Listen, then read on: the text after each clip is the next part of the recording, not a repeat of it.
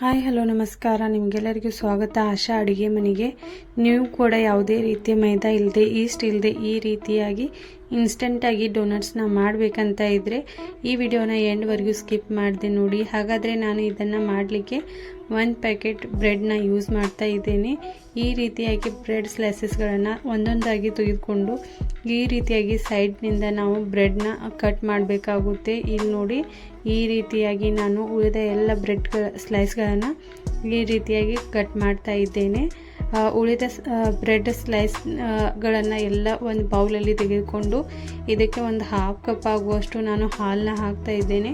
ಹಾಲನ್ನ ನೋಡಿ ಹಾಕಿ, ಸ್ವಲ್ಪ ಹೆಚ್ಚು ಕೂಡ ಆಗಬಾರ್ದು, ಕಡಿಮೆ ಕೂಡ ಆಗಬಾರ್ದು. ಇಲ್ಲಿ ಸ್ವಲ್ಪ ಪ್ರಮಾಣದಲ್ಲಿ ಹಾಕಿ ಯಾವ ರೀತಿ ನಾವು ಹಿಟ್ಟನ್ನು ನಾದ್ತೀವಲ್ವ ಅದೇ ರೀತಿಯಾಗಿ ಇದನ್ನು ಮಿಕ್ಸ್ ಮಾಡ್ತಾ ಹೋಗಬೇಕು.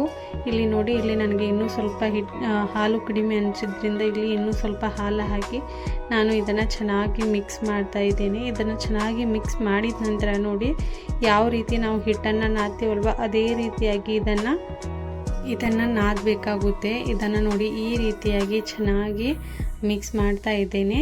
ಈ ರೀತಿಯಾಗಿ ನಾವು ಉಂಡೆ ಥರನ ರೆಡಿ ಮಾಡ್ಕೋಬೇಕು. ಈ ರೀತಿಯಾಗಿ ಉಂಡೆ ಥರ ಮಾಡಿದ ನಂತರ ನೋಡಿ, ಇದನ್ನು ನಾವು ಚಿಕ್ಕ ಬೌಲ್ಸ್ಗಳ ಥರ ಮಾಡಬೇಕಾಗುತ್ತೆ. ಅದಕ್ಕಿಂತ ಮುಂಚೆ ನಾವು ಇಲ್ಲಿ ಇದನ್ನು ಫ್ರೈ ಮಾಡಲಿಕ್ಕೆ ಆಯಿಲ್ನ ಗರಂ ಮಾಡಲಿಕ್ಕೆ ಇಡೋಣ.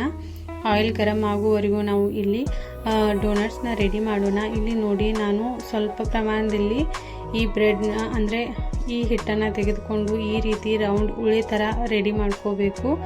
ಈ ರೀತಿಯಾಗಿ ರೌಂಡ್ ಉಳೆ ಥರ ಮಾಡಿದ ನಂತರ ನಾವು ಯಾವ ರೀತಿ ಉದ್ದಿನ ವಡೆನ ಮಾಡ್ತೀವಲ್ವ ಅದೇ ರೀತಿಯಾಗಿ ಈ ರೀತಿಯಾಗಿ ಪ್ರೆಸ್ ಮಾಡಿ ನಂತರ ನಾವು ಸರಿಯಾದ ಶೇಪ್ನ ಕೊಟ್ಟು ಸೆಂಟರಲ್ಲಿ ಬಟ್ನಿಂದ ಈ ರೀತಿಯಾಗಿ ಪ್ರೆಸ್ ಮಾಡಿ ನಾವು ಸ್ಪೇಸ್ನ ಮಾಡ್ಕೋಬೇಕು. ಇಲ್ಲಿ ನೋಡಿ, ನಾನು ಸ್ವಲ್ಪ ರೌಂಡಲ್ಲಿ ಸ್ಪೇಸ್ ಕಡಿಮೆ ಮಾಡಿದ್ದೇನೆ. ಇನ್ನು ಸ್ವಲ್ಪ ದೊಡ್ಡದಾದರೆ ನಡೆಯುತ್ತೆ. ಈ ರೀತಿಯಾಗಿ ನೋಡಿ, ನಾನು ಉಳಿದ ಎಲ್ಲ ಡೋನಟ್ಸ್ಗಳನ್ನು ರೆಡಿ ಮಾಡ್ತಾ ಇದ್ದೇನೆ. ತುಂಬ ಈಸಿಯಾಗಿ ಇದು ರೆಡಿ ಕೂಡ ಆಗುತ್ತೆ. ಇಲ್ಲಿ ನೋಡಿ, ಎಷ್ಟು ಇನ್ಸ್ಟೆಂಟಾಗಿ ಯಾವುದೇ ಸಾಮಗ್ರಿಗಳಿಲ್ಲದೆ ತುಂಬ ಈಸಿಯಾಗಿ ನೀವು ಮನೆಯಲ್ಲಿ ಮಕ್ಕಳನ್ನು ಬೇಡಿದಾಗ ಮಾಡಿಕೊಡ್ಬೋದು. ಅದು ಕೂಡ ತುಂಬಾ ಟೇಸ್ಟಿಯಾಗಿ ರೆಡಿ ಆಗುತ್ತೆ. ಒಂದು ಸರ್ತಿ ಟ್ರೈ ಮಾಡಿ. ಇಲ್ಲಿ ನೋಡಿ, ಆಯಿಲ್ ಕೂಡ ಚೆನ್ನಾಗಿ ಬಿಸಿ ಆಗಿದೆ. ಆಯಿಲ್ ಬಿಸಿ ಆದ ನಂತರ ನೋಡಿ, ಒಂದೊಂದಾಗಿ ಇದರಲ್ಲಿ ಹಾಕಿ ಇದನ್ನು ಚೆನ್ನಾಗಿ ಫ್ರೈ ಮಾಡಬೇಕಾಗುತ್ತೆ.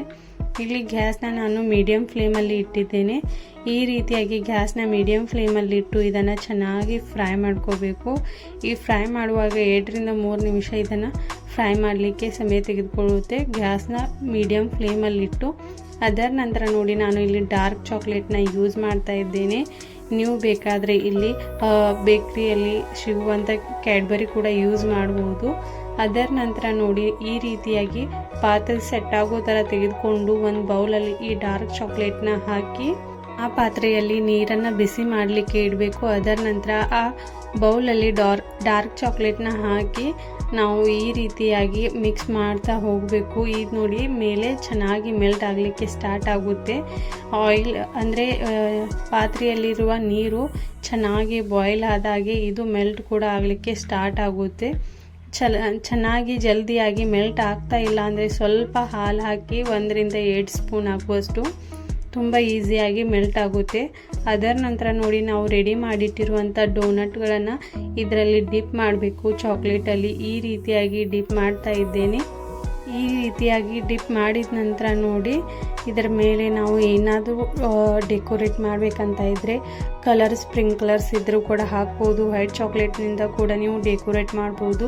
ಇಲ್ಲ ಸಿಲ್ವರ್ ಬಾಲ್ಸ್ಗಳು ಕೂಡ ಇದ್ರೂ ನೀವು ಹಾಕ್ಬೋದು. ಇಲ್ಲ ಹೀಗೆ ಕೂಡ ತಿನ್ಬೋದು. ತುಂಬ ಟೇಸ್ಟಿಯಾಗಿ ರೆಡಿ ಆಗುತ್ತೆ. ಇಲ್ಲಿ ನೋಡಿ, ಸೆಂಟರಲ್ಲಿ ನಾನು ರೆಡಿ ಮಾಡಿರುವ ಹೋಲ್ಗಳು ತುಂಬ ಚಿಕ್ಕದಾಗಿ ಕಾಣ್ತಾ ಇದೆ. ಅದಕ್ಕೆ ಇನ್ನೂ ಸ್ವಲ್ಪ ನೀವು ದೊಡ್ಡದಾಗಿ ಮಾಡಿದರೆ ತುಂಬ ಕಾಣಲಿಕ್ಕೆ ಕೂಡ ಚೆನ್ನಾಗಿ ಕಾಣುತ್ತೆ. ಮನೆಯಲ್ಲಿ ಮಕ್ಕಳದು ಇದ್ದರೆ ಈ ರೀತಿಯಾಗಿ ಇನ್ಸ್ಟೆಂಟಾಗಿ ಡೋನಟ್ನ ಮಾಡಿಕೊಡಿ. ತುಂಬಾ ಟೇಸ್ಟಿಯಾಗಿರುತ್ತೆ. ವಿಡಿಯೋ ಇಷ್ಟವಾದರೆ ಲೈಕ್ ಮಾಡಿ. Thank you.